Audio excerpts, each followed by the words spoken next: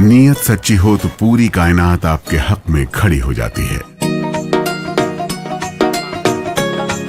ਮਾਨ ਸਰਕਾਰ ਨੇ ਨਹਿਰੀ ਪਾਣੀ ਦੀ ਸਮੱਸਿਆ ਨੂੰ ਨਜਿੱਠਣ ਵਾਸਤੇ ਬਹੁਤ ਵਧੀਆ ਕੰਮ ਕੀਤੇ ਆ। ਸਾਡੇ ਖੇਤਾਂ ਨੂੰ ਪਾਣੀ ਪੂਰਾ ਲੱਗਣ ਲੱਗ ਪਿਆ ਜੀ। मांझा, मालवा, दुआबा और पुआध के इलाके दुआएं दे रहे हैं। ਮਾਨ ਸਰਕਾਰ ਦਾ ਬਹੁਤ ਬਹੁਤ ਧੰਨਵਾਦ ਕਰਦੇ ਹਾਂ। ਐਸ ਜੂਨ ਜੁਲਾਈ ਜਦੋਂ ਝੋਨੇ ਦੀ ਫਸਲ ਹੋਊਗੀ ਇਹ 85% ਤੇ पहुंच जाएंगे। लेकिन इसी बीच ईरान में इजराइल के खिलाफ भारी आक्रोश है। पूरे ईरान में अमेरिका से बदला लेने की मांग की जा रही है। खामनेई के पोस्टर के साथ बदला लेने की मांग, खून की आखिरी बूंद तक लड़ने का संकल्प। स्पुतनिक की रिपोर्ट में यह बड़ा दावा किया गया।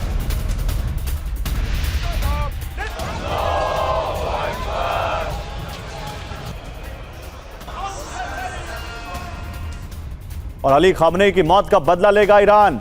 अमेरिका इजराइल से प्रतिशोध लेगा ईरान। खामनेई के जनाजे के बाद हो सकता है ईरान का हमला। ईरान के खुफिया मंत्रालय ने अमेरिका और इजराइल को धमकी दी। मोसाद कमेंट्री का बहुत बड़ा दावा।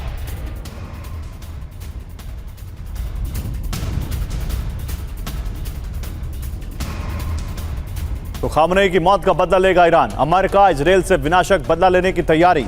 खामनेई के सुपुर्द खाक होने के बाद हो सकता है हमला। ईरान के खुफिया मंत्रालय ने अमेरिका और इजराइल को धमकी दी। खामनेई की हत्या इतिहास का सबसे बड़ा अपराध यह कहा ईरान ने। ईरानी अवाम में अमेरिका इजराइल के खिलाफ आक्रोश, भीड़ ने खून की आखिरी बूंद तक लड़ने का संकल्प लिया है। मोसाद कमेंट्री के हवाले से यह जानकारी सामने आ रही है। इसी बीच खामनेई की मौत का बदला लेकर रहेगा ईरान। मौत के लिए जिम्मेदार लोगों को सजा देना ईरान का कर्तव्य। तस्नीम न्यूज पर अमेरिका और इजराइल को लाइव धमकी। IRGC के मीडिया एडवाइजर रजा नकवी की चेतावनी।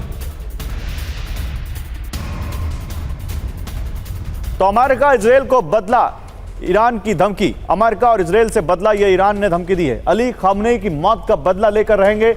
मौत के लिए जिम्मेदार लोगों को सजा देना ईरान का कर्तव्य है। ईरान के तस्नीम न्यूज पर अमेरिका और इजराइल को यह लाइव धमकी दी गई है। IRGC के मीडिया एडवाइजर मोहम्मद रजा नकवी की यह चेतावनी।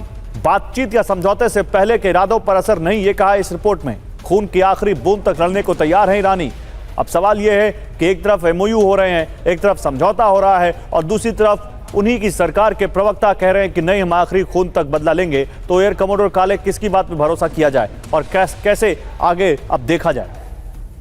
देखिए, जो जनरल बख्शी ने बोला वो एक्चुअली लॉजिकल और बिल्कुल सही बात है, परंतु लड़ाइयां जब होती हैं तो लॉजिक और ये सब ना पीछे रह जाता है, ये मैं मानता हूं। देखिए, इस समय ईरान में जो इमोशनल आउटबर्स्ट है वो डेफिनेटली वॉर के फेवर में ही होगा, बिकॉज एक बहुत ही क्रिटिकल और क्राइसिस सिचुएशन से ईरान गुजरा है। देखिए, ये इसमें कोई शक नहीं है कि पिछले ऑलमोस्ट जून 2025 से ही ये कॉन्स्टेंटली ईरान के ऊपर प्रेशर है। तो ये मानना कि अब ईरान सारी पुरानी बातों को इतनी जल्दी भूल जाएगा, ये पॉसिबल नहीं है। और ईरानी जनता भी डेफिनेटली एक तरह से संघर्ष की मांग करेगी, इसमें कोई शक नहीं। परंतु ये लॉजिक से देखा जाए और करेक्टली देखा जाए तो जो जनरल बख्शी ने बोला वो सही है। स्ट्रेट ऑफ हॉर्मुज नहीं खुलेगा तो सारी दुनिया परेशानी में आएगी। इसके लिए ही अमेरिकन जो इस तरह से लोग बोल रहे हैं कि भाई अमेरिका ने घुटने टेक दिए हैं, वो घुटने एक्चुअली टेके केवल इस बात से डर के हैं कि जो सिचुएशन बिगड़ती जा रही है वो संभलेगी नहीं कुछ समय बाद। तो देखिए, ये अब सिचुएशन ऐसी पहुंच गई है, मैं पहले से ही बोल रहा हूं जब भी मैंने इस बात पे बात की है कि ये दोनों ऐसे कॉन्ट्रेरियन पोजीशंस पे खड़े हैं जहां पर बीच में मिलना इस समय बहुत मुश्किल है। और इसमें सबसे बड़ा जो कैटलिस्ट है, रोल है, वो इजराइल अदा कर रहा है, जिसकी हम कभी भी बात नहीं करते हैं। हम बात करते हैं यूएस और ईरान की, और इजराइल को हम बीच में भूल जाते हैं। अभी भी लेबनान पे अटैक हो रहे हैं। तो जो प्री कंडीशंस हैं MOU की वो अभी भी मीट नहीं हुई हैं। परंतु फिर भी यदि हम इसे पॉजिटिवली देखें तो मैं ये मानूंगा कि जब तक डिस्कशन ऑन है तब तक there is always a chance of hope. एक होप है, एक उम्मीद है कि शांति बनी रहेगी। परंतु इस समय मेरे को नहीं लगता कि शांति की बहुत ज्यादा चांसेस अभी चल रहे हैं। ठीक है, इसी बीच देखिए, नमाज जनाजा में शामिल नहीं हुए मुस्तफा खामनेई, ये बड़ी खबर आ रही है। पिता के जनाजे से दूर है ईरान के सुप्रीम लीडर। खामनेई के नमाज जनाजा में पहुंचे मुस्तफा के 3 भाई।